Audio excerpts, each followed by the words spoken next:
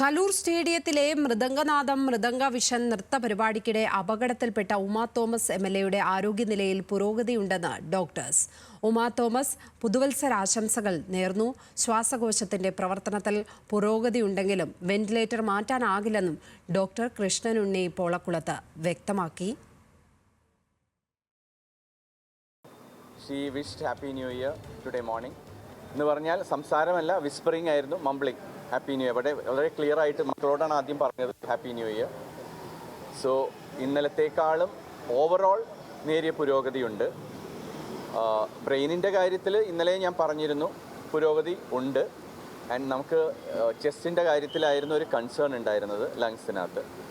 അതും ഇന്നലത്തെ എക്സ്റേ വെച്ച് നോക്കുമ്പോൾ ഇന്നത്തെ എക്സ്റേസ് കുറേയും കൂടി ക്ലിയർ ആയിട്ടുണ്ട്, ബെറ്ററാണ്. കൂടുതൽ വിവരങ്ങളുമായി കൊച്ചിയിൽ നിന്നും സഹിൻ ആന്റണി ചേരുന്നു. സഹിൻ, ആശ്വാസ വാർത്തയാണ് ആശുപത്രിയിൽ നിന്ന് വരുന്നത് എന്ന് തോന്നുന്നു, അല്ലേ? ഹാപ്പി ന്യൂ ഇയർ ആണ് എന്നൊക്കെ തിരിച്ചറിയാൻ പറ്റുന്ന വിധത്തിലേക്ക് കാര്യങ്ങൾ, ഓർമ്മകൾ, ബോധം ഇതൊക്കെ ഉണ്ട് എന്നുള്ളത് വലിയ ആശ്വാസകരമായ ഒരു കാര്യം തന്നെയാണല്ലേ? ഡോക്ടർമാർ എന്തൊക്കെയാണ് പറഞ്ഞിരിക്കുന്നത്?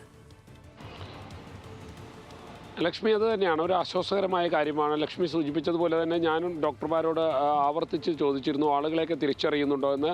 അപ്പോൾ ഡോക്ടർമാർ പറഞ്ഞത് അത് തന്നെയാണ്. എല്ലാവരെയും തിരിച്ചറിയാൻ കഴിയുന്നുണ്ട്, കാര്യങ്ങൾ മനസ്സിലാക്കാൻ കഴിയുന്നുണ്ട്. വീഴ്ചയെക്കുറിച്ച് പോലും സംസാരിച്ചപ്പോൾ അക്കാര്യം പോലും മനസ്സിലാകുന്നുണ്ട് എന്നുള്ളതാണ്.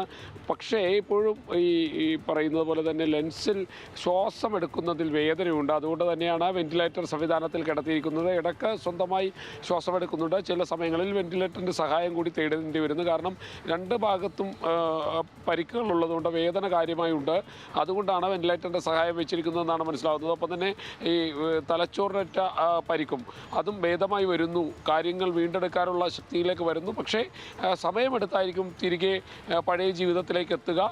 എന്നാലും വലിയ പുരോഗതിയാണ് ആരോഗ്യനിലയിലുള്ളത് എന്നുള്ളതാണ് ഡോക്ടർമാർ വ്യക്തമാക്കുന്നത്.